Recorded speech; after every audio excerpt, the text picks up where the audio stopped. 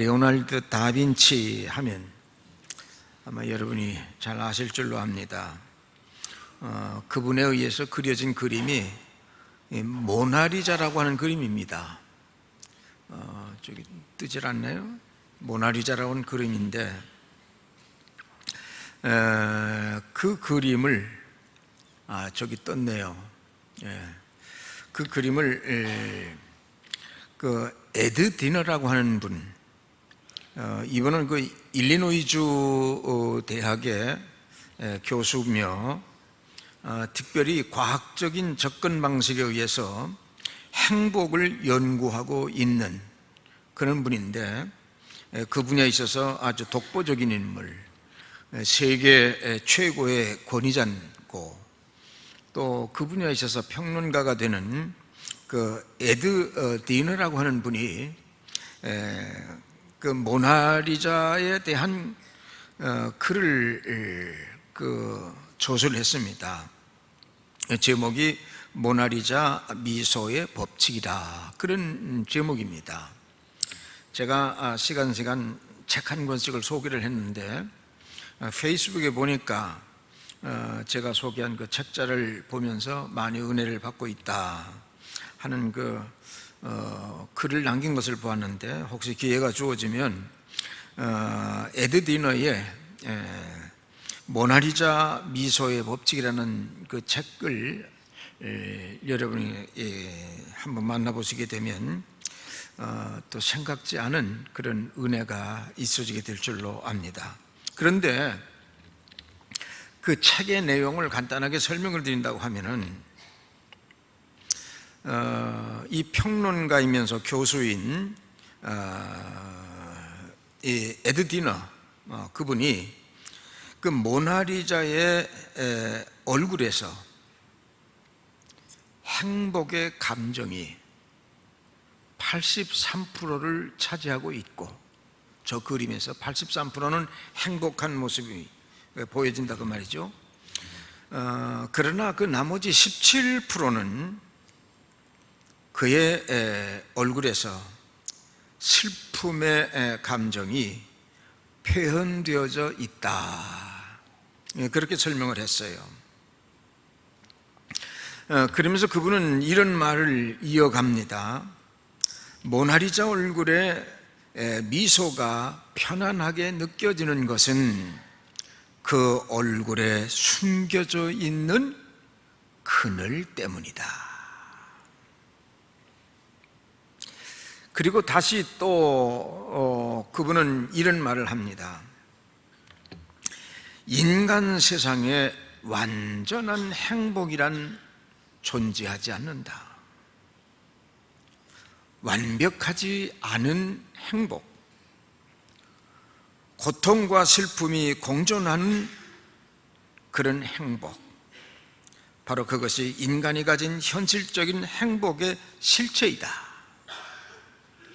그런데 이 모나리자는 그 양면성을 절묘하게 표현하고 있기 때문에 세계적인 작품이 되었다, 그렇게 말하고 있습니다.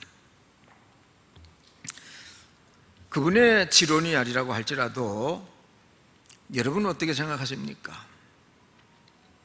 이 세상에는 완전한 행복이란 존재하지 않습니다. 그런데 하나님은 우리에게요, 그럼에도 불구하고 하나님은 우리에게 기뻐하고 즐거워하라, 다른 말로 말하면 행복해야 된다, 그런 말이에요. 행복해야 된다. 바로 그것이 우리를 향한 하나님의 뜻입니다. 부모의 입장에서는 자녀들이 행복하게 살아가는 모습을 보면 얼마나 행복을 느낍니까, 부모로서. 근데 자녀들이 하는 일마다 꼬여지고 어려움을 당하고 하면 부모의 마음은 주저앉고 맙니다. 마찬가지입니다. 하나님은 우리를 얼마나 사랑하시는지 그의 독생자 외아들까지 희생시키면서 우리에 대한 사랑을 확증시켜 주신 분이 되기 때문에 이렇게 구원을 받은 하나님의 자녀가 된 우리들이 행복하게 살아가기를 원하는 것은 당연한 하나님의 마음이에요. 슬픔과 고통의 파고 속에서도 행복하게 사는 것, 기쁨으로 살아갈 수 있는 것, 그것이 우리 하나님이 우리에게 원하시는 하나님의 뜻입니다. 그런데 오늘 말씀을 보니까요, 이렇게 말씀하고 있어요. 주 안에서 항상 기뻐하라. 여기 항상 기뻐하라 할 때 그냥 항상 기뻐하라 그러면 안 돼요. 항상 기뻐하라. 그 다음에 뭐라고 그랬어요? 내가 다시 말하노니, 내가 다시 말하노니 기뻐하라. 그런데요, 이 말씀을 기록한 분은 사도 바울인데, 바울이 어디에서 이 말씀을 기록했는가 하면, 여러분 놀라지 마세요. 로마의 옥중에서 옥고를 치르고 있을 때 옥 밖에 있는 빌립보 교인들에게 보낸 편지의 그 한 문장입니다.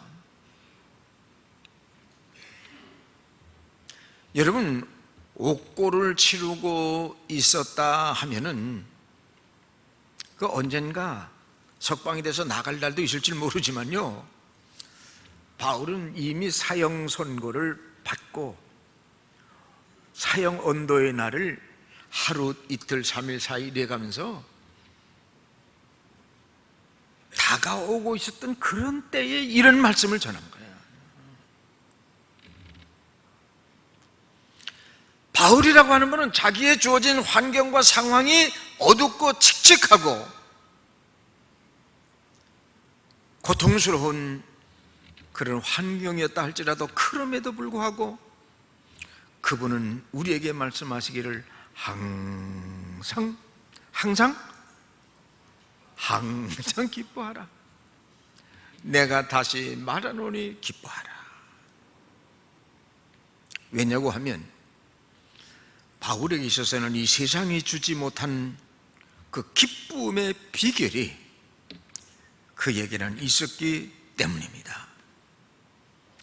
우리가 예수를 그리스도로 고백하는 그리스도의 사람들이라고 하면은, 우리가 하나님의 자녀로 구원받아서 하나님을 아버지라고 부르며 살아가고 있다고 하면은, 오늘의 우리들도 우리의 주어진 삶의 환경이 어떠하든지 간에 말씀대로 살아야 됩니다. 어떻게? 항상 기뻐하라. 내가 다시 말하노니 항상 기뻐하라.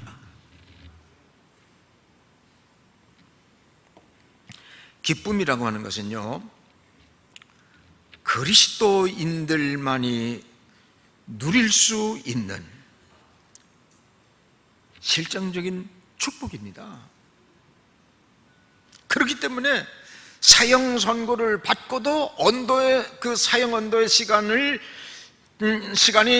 가까스로 다가오고 있음에도 불구하고 그는 자신 있게 얘기할 수 있었던 거예요. 항상 기쁘게 살아야 된다 말이야. 행복하게 살아야 된다 말이야. 내가 다시 말하는데 기쁘게 살아. 이게 바울이 우리를 향해서 전화해 주는 하나님의 음성입니다. 그런 의미에서 오늘 첫째로 말씀을 드리려고 하는 것은, 기쁨이라고 하는 것은 예수를 그리스도로 고백하는 그리스도인의 증표입니다. 기뻐할 그런 어떤 조건이 형성이 되어져 있지 않은데도 불구하고 기뻐할 수 있었다고 하는 것은 그의 안에 그리스도가 계시다는 증거예요. 우리가 그리스도인이라고 할 때 그 첫 번째 특징 중에 하나가 기쁘게 살아가려고 하는 마음입니다. 요한복음 15장 11절에 보니까 이렇게 말씀합니다. 내가 이것을 너희에게 이름은 내 기쁨이 너희 안에 있어서 너희 기쁨을 충만하게 하려 함이라. 주님이 이제 곧 십자가의 그 고난의 길을 가고 골고다에서 운명을 하시게 됩니다. 그 고난의 십자가를 앞에 놓은 시점에서 제자들이 너무나도 어려운 거예요. 힘든 거예요. 내가 3년 동안 따랐던 스승이 십자가에서 고난을 받으시고 죽다니. 슬픔에 잠겨있는 제자들에게 주님이 하신 말씀이 이 말씀이에요. 그리고 이어서 16장 요한복음 16장 22절에 보니까 지금은 너희가 근심을 하나 내가 다시 너희를 보리니 너희 마음이 기쁠 것이요 너희의 기쁨을 빼앗을 자가 없으리라. 그 말씀대로 주님은 골고다의 언덕에서 돌아가시고 3일 후에 이 말씀이 그대로 이루어져서 세상이 주지 못하는 기쁨을 제자들이 얻게 돼서요, 이제는 목숨을 걸고 이 복음을 위해서 세계를 향해서 흩어져 가기 시작한 거예요. 주님이 주시는 기쁨은 무엇입니까? 주 안에서 기뻐하라. 내가 다시 말하노니 기뻐하라. 우리가 예수 그리스도 안에 있기 때문에 기뻐하라는 겁니다. 예수 그리스도에 밖에 있다고 하면 기뻐할 적이 없어요. 예수 안에 있기 때문에 기뻐하라는 거예요. 그런데 여기 기뻐하라고 하는 이 말씀을 보면요, 선택의 여지가 없는 명령형으로 되어 있어요. 그 요한복음 16장에서는 2번이나 반복해서 기뻐하라 기뻐하라 이게 반복해서 말하고 있는데, 빌립보서 전체에는 무려 몇 번? 9번이나. 그러면 얼마나 그 강조되고 있는지 여러분이 이해가 되시죠? 짐작이 되시죠? 9번이나 반복해서 강조가 있는 거예요. 그런데 9번 강조된 말씀마다 다 명령형으로 되어져 있고요, 현재 진행형으로 되어져 있어요. 사람들은 행복이란 미래에 있는 것으로 이렇게 생각하면서 어렵더라도 참고 인내하고, 그게 아니라 행복은 오늘 앞당겨서 오늘 그것을 누려야 된다고 말이에요. 그럼 바울이 복음을 전하던 당시의 지성인들은요, 어떤 그 철학적인 그 사고를 가지고 있었는가 하면, 스토아 학파라는 학파가 있어요. 그들이 가지고 있는 그 사상이 그 당시 지성인들의 주류를 이루고 있는 사고였었는데, 이 스토아 학파에서는 어떻게 얘기하는가 하면은, 세상에 고통이 있다는 것은 우리가 인정해야 된다. 그 고통에 대해서는 어차피 있는 고통으로 그것이 걱정한다고 해결될 문제도 아니고 신경 쓴다고 해서 없어지는 것은 아니기 때문에 운명으로 그대로 받아들여야 된다. 그렇게 스토아 학파는 설명을 하고 있었어요. 그 바울도요, 예수를 만나기 전까지는 그런 그 학설의 그 영향을 받아가지고 그런 사고를 가지고 있었는지는 모르지만은 예수 그리스도를 만난다면 완전히 달라진 거예요. 어떻게 달랐습니까? 항상 어떻게 하라? 기뻐하라. 내가 다시 말하노니 어떻게 하라? 기뻐하라. 체념이 아니라 적극적이고 도전적인 그런 모습을 우리에게 보여주고 있는 것이죠. 기뻐하라. 내가 다시 말하노니 기뻐하라. 이 명령형이라고 말씀드렸죠. 이 명령이라는 것은 말이죠, 어떤 것입니까? 전쟁에 나가는 군인들에게 들려오는 진군의 북소리와도 같은 겁니다. 둥둥둥 진격의 북소리가 들리면요, 창칼을 들고 전진하는 겁니다. 적과의 육탄전도 불사하고 전진하는 거예요. 마찬가지입니다. 그리스도의 병사가 된 우리에게 있어서는요, 이 기쁨이라고 하는 것이 인생의 선택사항이 아닌 필수사항이 되기 때문에 주어진 삶의 여건들이 우리에게 좀 부족한 부분이 있다 손치더라도 기쁨을 유지하면서 살아야 된단 말이야.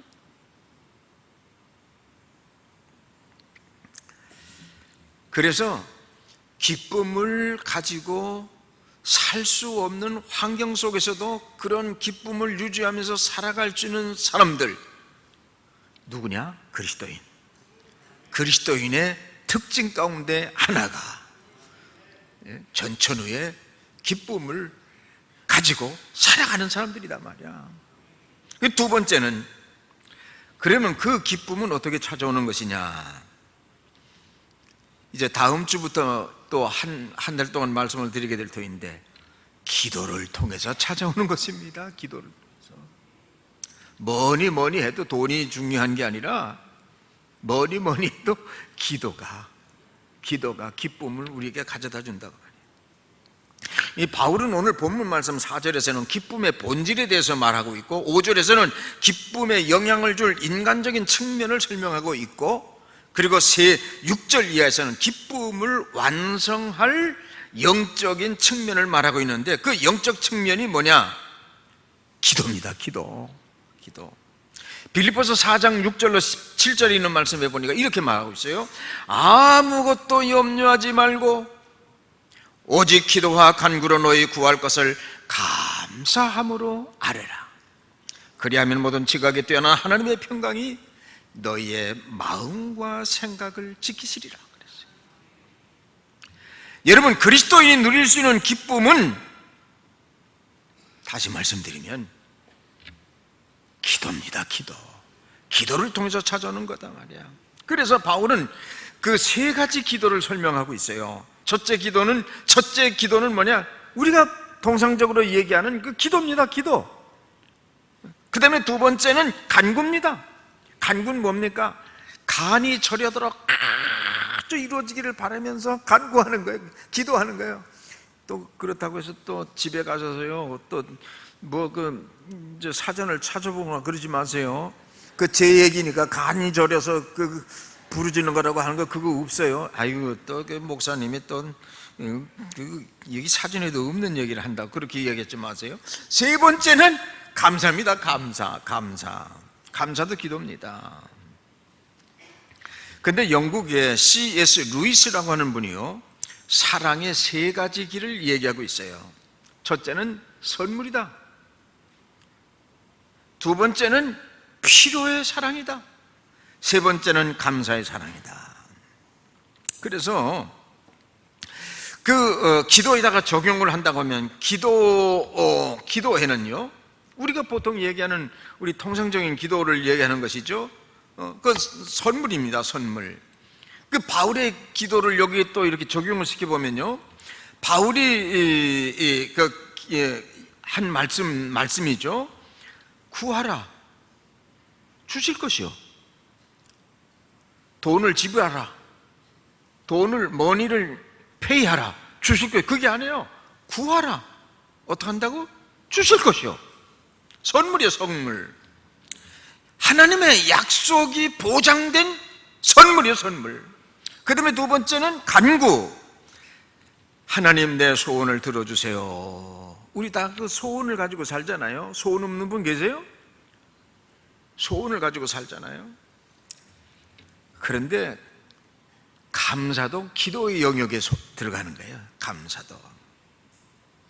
우리가 하나님 앞에 감사하면 하나님과 가까워져요. 인간관계에 있어서도요, 서로 감사하는 마음을 갖고 살면 그 사람하고 가까워져요. 그러면 어떻게 기도라고 하는 것이 우리를 행복하게 할 수 있는가? 첫째로, 우리가 기도하게 되면 긍정적인 생각을 갖게 됩니다. 왜 그런지 아세요?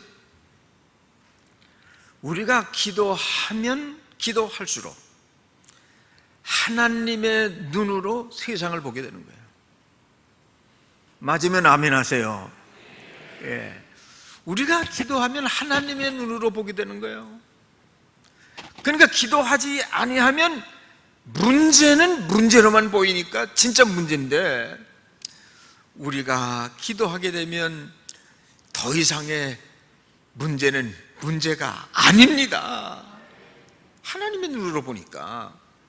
그래서 우리가 기도하게 될 때 낙심하지 아니하고 하나님의 눈으로 풀어나갈 수가 있게 되는 거예요. 그 유대인의 그 이야기 가운데 이런 이야기가 있습니다. 딸 둘이 있는 가정이 있는데, 그 첫째 딸은 그 당시에 그 미의 기준으로 볼 때에 미인이라고 얘기할 수 없을 정도의 그런 얼굴을 가지고 있어요. 근데 둘째 딸이라도 좀 그렇지 않았으면 좋겠는데, 이것은 얼마나 입이 거칠은지요. 입만 벌렸다면 그냥 이 사람이도 저 사람도 상처만 주는 거야. 그래, 그냥 이렇게도 해보고 저렇게도 해보는데도 아무 변화도 생기지 않고 그러니까, 아유, 방법이 없다. 나 하나님 앞에 기도나 해야 되겠다. 그러니 열심히, 주님, 우리 큰딸 아이, 주님, 둘째 딸 아이, 이제 결혼 적령기가 됐는데 결혼을 하되 좋은 신랑 만나서 행복하게 살아갈 수 있게 해주세요 하고 기도했어요. 그렇게 하루 이틀만 기도했겠어요? 계속 기도해 나갔겠죠. 그런데 어느 날 가까이 하고 있었던 지인 한 사람이 모처럼 만에 찾아왔어요. 이거 어떻게 찾아왔느냐 그랬더니, 내가 당신 자네를 위해서 기도를 하는데 갑자기 찾아와 보고 싶은 생각이 들더라고. 그래서 왔다고. 그래서 두 사람이 이런저런 얘기를 하다가, 아이고, 우리 집에 내 기도의 제목이 있는데 같이 기도해 줬으면 좋겠어. 무슨 기도인데? 우리 큰딸 아이 알지? 둘째 딸 아이 알지? 그러니까 그 사람이 대뜸 하는 얘기가, 내가 좋은 신랑들을 잘 알고 있는데 한번 소개를 해줄까? 그 어떤 사람인데? 그러니까 얼굴이 잘생겼든 못생겼든 간에 그걸 넘어서서 사랑할 수 있는 사람이야. 어떤 사람인데? 오해하지 말게, 장님일세. 시각장애인이라는 얘기예요. 그럼 둘째는? 그랬더니 노여워하지 말고 잘 들어. 내가 생각하는 신랑감, 둘째 그 신랑감은 귀머거리일세. 그래서 이것도 하나님의 뜻인 모양이다 이렇게 생각을 하고 결혼을 시켰어요. 그런데 그냥 그 시각장애인인지를 모르지만은 첫째 딸, 별로 잘생긴 것도 아닌 그 딸을 얼마나 사랑하는지 말이죠. 행복하게 살아가는 거야. 그 둘째 딸 집을 가보니까 입이 거칠다고 그랬잖아요. 그래서 이 사람 상처 주고 저 사람 상처 주고 하는데도 이 사람 상처도 안 받고 그냥 사랑하는 거예요.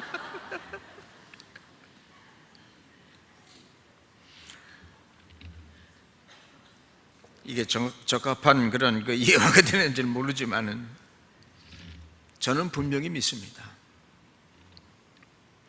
내가 생각했던 것보다도 언제나 더 좋은 계획을 가지시고 우리의 가는 길을 선하게 인도하시는 그 하나님께서 이렇게만 인도해 주셨다면 한평생 살아가는 동안 그렇게 행복하게만 살면 됐지.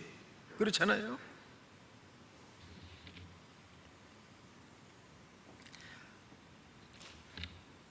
긍정적으로 보면 좋은 면으로만 보니까요, 소경이 됐으면 소경된 것으로 자족하고, 못생겼으면 못생겼으면 그걸 받아들이고 사랑하고 그럼 됐지 뭘. 아무리 험상스러운 얘기를 해도 말이죠, 거칠게 굴어도 말이죠, 못 들은 척하고 살아가면 되는 거고. 이 긍정적인 사고를 갖게 한다, 기도가.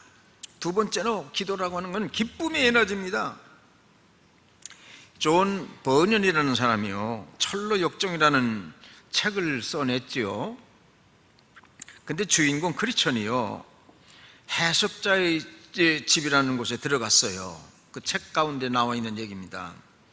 그랬더니 벽난로가 활활 타오르고 있는데 그 옆에 한 사람이 자꾸 거기다가 물을 붓는 거야. 그런데도 희한하게 불이 꺼지지 않고 계속 타오르는 거야. 그 이상하다. 그랬더니 그 해석자가요, 그 사람을 이끌고 옆방 문을 열고 들여다보게 하는데 보니까요, 거기 한 사람이 있는데 물을 부어도 불이 꺼지지 않는 이유가 거기 있는 거예요. 계속 기름을 떼는 거예요.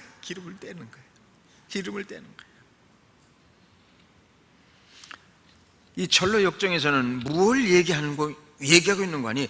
기도라고 하는 것은 성령의 기름 부음이다 말이야. 아무리 이 세상이, 아무리 사람들이 또는 마귀가 우리의 심령에 불을 끄려고 가진 수단 방법을 다 동원을 해서 기도하지 못하게 한다 할지라도, 기도하면 성령의 기름이 우리 속에 부어져서 여전히 기쁨의 불길이 타오르고 생명의 에너지가 활성돼서 축복과 평안과 승리로 가게 한다는 얘기입니다. 여러분, 참 그리스도인이 되기를 원하십니까? 그렇다고 하면은 행복하셔야 됩니다. 누구 안에서? 주 안에서. 기쁨은 명령입니다. 기쁨은 순종입니다. 우리는 주 안에서 기뻐하기로 결심해야 되고요, 또 기쁘게 살기로 다짐해야 되고요,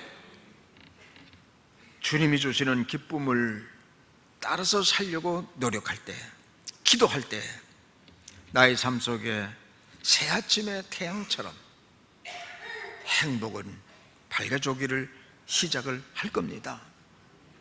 우리가 한평생 살아가는 동안에 마음의 상처, 그게 마음의 상처가요, 평생 우리의 발목을 잡는데, 여러분, 다른 대안이 없습니다. 기도에 무릎을 꿇으면 마음의 상처도 치유되는 겁니다. 제가 여러 가지 방법으로 그 우울증 환자들을 치료를 해보고 하는데도 가장 좋은 처방은 기도예요. 기도 외에 이런 능이 나갈 수가 없느니라. 우리 다 마음의 상처들을 가지고 있잖아요. 보이지 않는 마음의 상처들 때문에 괴로워하고 힘들어하고 불안해하고, 기도하세요. 기도할 수 있는데 왜 걱정하십니까? 기도하면서 왜 염려하시냐 말이야. 기도하면서, 기도와 간구와 감사의 기도로 하나님께 나아가시는 여러분 되시기를 바라고, 특별히 이제 8월 한 달 동안은 기도에 대해서 조금 전에도 말씀드린 바와 마찬가지로 계속 말씀을 드리려고 하는데, 기도 속에서 행복을 찾고 기도 속에서 기쁨이 회복돼야 여러분 면역력에도 굉장한 파워가 형성이 돼서요, 건강한 여름을 보내시고 건강한 생애를 만들어 가시는 여러분 되시기를 우리 주의 이름으로 축원합니다. 기도하겠습니다. 사랑의 하나님 감사합니다. 오늘 말씀을 통해서 기도의 제목을 삼습니다. 평안과 기쁨이 없다고 투덜대면서 살아가는 사람들 많이 있는데 기독교인의 특징 중에 하나가 그럼에도 불구하고 감사하는 생활을 하는 것이라고 말씀하셨습니다. 그런 주님의 말씀을 붙들고 어려움을 넘어서서 축복의 땅으로 미래로 도전하고 전진해가는 저희 모든 성도들 되게 하여 주시옵소서. 예수 그리스도 이름으로 기도하옵나이다. 아멘.